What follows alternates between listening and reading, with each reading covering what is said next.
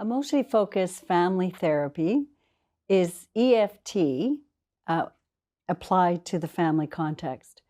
So, in emotionally focused family therapy, we are working on strengthening the attachment bonds between parents and children and helping resource the family through that safe haven, secure base that a secure attachment brings.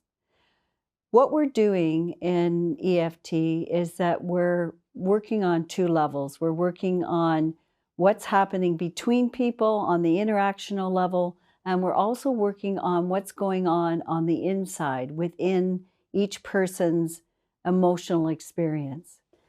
And our destination is really to strengthen parents' accessibility and responsiveness to children.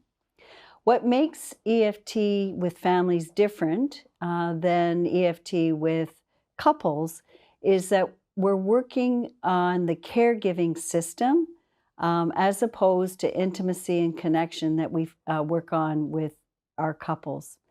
So in the caregiving system, we have parents who provide care, and we have children that seek and receive care.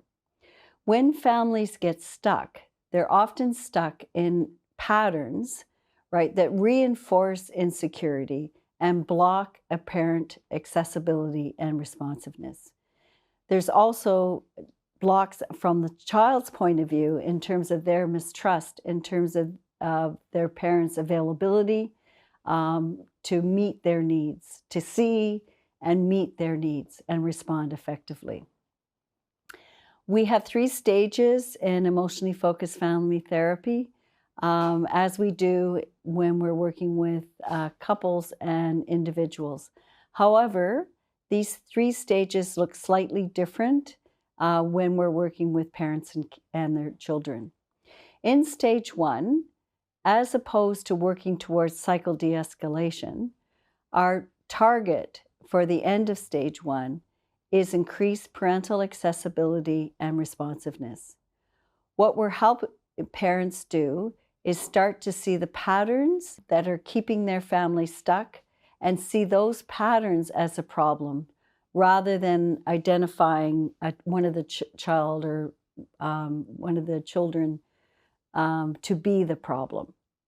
Oftentimes parents present in therapy because they have a child that's exhibiting some behavioral problems or some symptomatic behaviors. And we don't really go for solving the problem. What we want to do is help resource the parents so that they're available to their children, so that the children feel confident that their parents are there for them and that they then can face the problems and solve the problems together. So in stage 1, by the end of it, parents are saying to their children something like, I want to do things differently. I want to, reassure you. I want to listen to you. I want to repair our relationship.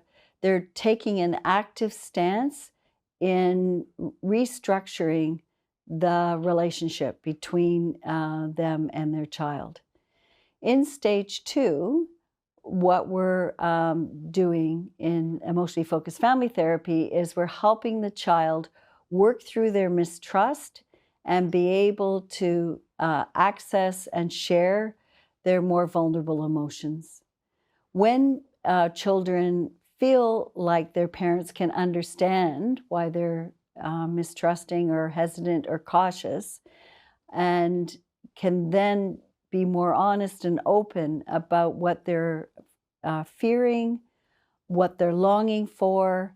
And oftentimes what children are needing are things like to be understood, to be accepted, to be seen, to be heard, to be valued for who they are. In stage 2, when the child opens up, the end of stage 2 is marked by the parent being able to effectively respond to the child's need and the child being able to take in that response. So the parent may give comfort, the parent may give support, the parent may give physical affection, and the child takes that in and receives that. Stage 3 is really consolidating and integrating those changes, where the family has identified some stuck patterns, have stated they wanted to do it different, and then they do it different, right? The child is feeling confident their parent will respond, and the parent does respond in the way that the child needs, and then redefines the family as a secure base. What the therapist does in each session is very similar to the other modalities in EFCT, couple therapy, or EFT, individual therapy. We use what Sue Johnson has called the EFT Tango. And in the EFT Tango, the therapist has 5 moves that allows the therapist to be able to process emotion, to deepen and distill emotion in order to create new conversations, new corrective conversations, new emotionally restorative conversations between parents and children. Those moves, just briefly, if I can describe them, is the first one is to reflect present process. So we pick what we might call an emotional handle, something that has emotional weight, that is poignant, that is significant in terms of the attachment. The therapist reflects it, right, and pays attention to that particular moment so that in move 2, we can do what Sue Johnson calls assemble the emotion, right? We put it together, we help deepen, distill it, clarify it, so that in move 3, it is shared in an enactment, right? There's a clear emotional message that's being shared from one family member to another. Move 4 is processing that new conversation. What's that like to share? What's that like to hear? And then move 5 is to summarize and consolidate, and oftentimes contrast what's happening in the here and now in this new conversation from the stuck places in the old patterns. We use the EFT Tango in every session. We use them multiple times over and over again, and oftentimes deeper and deeper as the therapy progresses. What we know about emotion and why we're emotionally focused is that emotion is what communicates. It's emotion that is the engine of change, and emotion is the music of attachment. So in EFFT, just like we do in EFT, we privilege emotion. We follow those emotional messages that are happening in session, and we do it in a particular way. We are always aware that there's a hierarchy in a family. There are parents and there are children. And it isn't up to the children to take care of their parents' emotional vulnerabilities, right? Parents are there to take care of the children. So when we process emotion with parents in the presence of children, we're doing that so that the parent is more visible or more transparent to their child. A parent might say, "No, I'm not mad, I'm sad," right? "I'm sad that you end up feeling that way."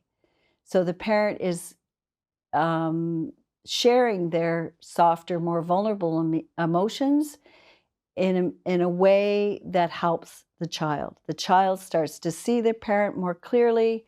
The child can then differentiate between what belongs to the parents and what belongs to them, which is a marker for resilience.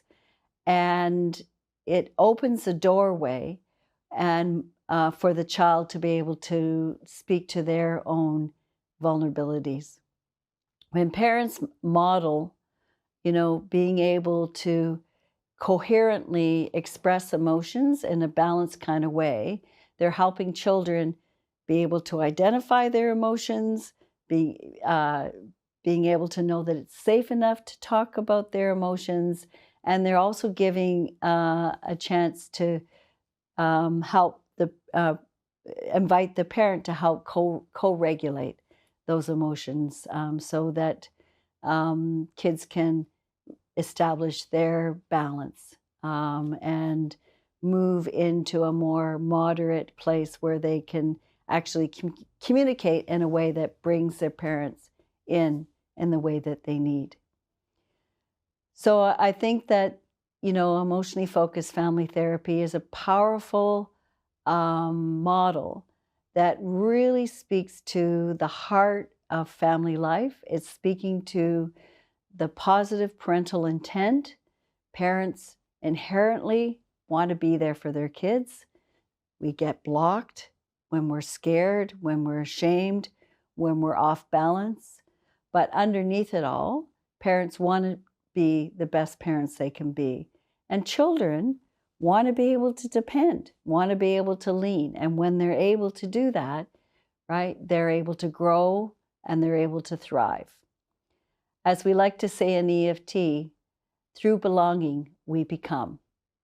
And that's exactly what we're doing in this model.